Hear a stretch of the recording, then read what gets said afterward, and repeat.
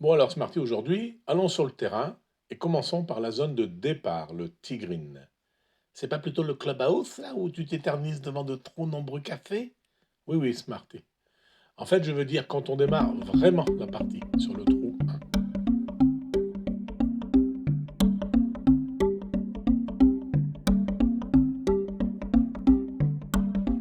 1. Alors voilà, la zone de départ. On l'appelle aussi tee green, car c'est le seul endroit où on a le droit de jouer la balle sur un tee, pour en faciliter la frappe. Il existe plusieurs départs, comme on peut voir, selon le niveau des joueurs.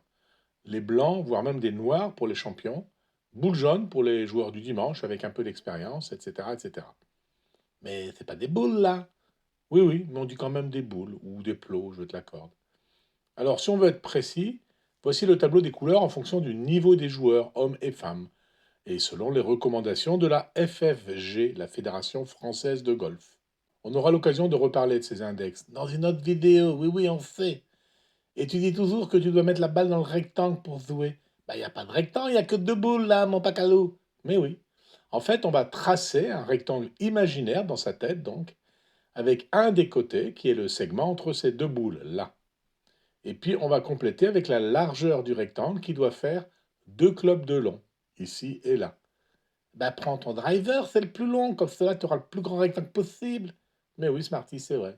Puis en même temps, plus tu recules, plus tu perds de la distance. Donc, je ne sais pas si c'est très intéressant. Alors, ma balle ou mon tee, sur lequel je positionne ma balle, doit être dans ce rectangle, inclus les bords du rectangle.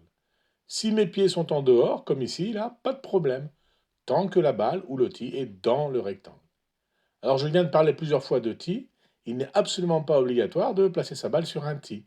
On peut la placer directement sur l'herbe si on préfère. Mais bon, il est vrai qu'une balle sur tee est quand même généralement plus facile à jouer correctement, notamment avec les drivers ou les bois.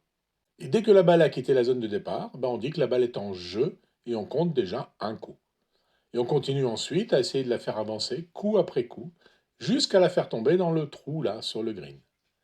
La zone de départ peut aussi être surélevée de 10 cm jusqu'à parfois 10 mètres selon le nivellement du terrain. Mais ce n'est pas une obligation. Alors faisons un peu de maths maintenant, Smarty, pour terminer. Combien mesure donc le rectangle ainsi défini? Ben, je suppose que ça dépend de la distance entre les deux boules là, hein, mon pacalo, puis de la longueur de ton driver également. Mais c'est tout à fait vrai. Alors la distance moyenne à Montesco, en tout cas, entre deux boules, est d'environ 4,50 m. Et la taille standard d'un driver, c'est d'environ 1,10 m. Et bien avec ces éléments, je vois que le côté long du rectangle fait donc 4,5 mètres.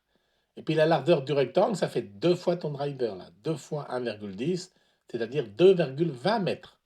Et comme on sait que la surface du rectangle, c'est la longueur que multiplie la largeur, eh bien, je calcule 4,5 que multiplie 2,2, et ça donne 9,9 mètres carrés, mon pacalou. Eh bien, c'est tout à fait ça, Smarty, bien calculé. On estime que la plupart des rectangles de départ font aux alentours de 10 mètres carrés, même s'il y a des variations selon les terrains, voire même selon les trous sur un même terrain. À vrai dire, je ne sais pas si la distance entre deux boules est complètement réglementée.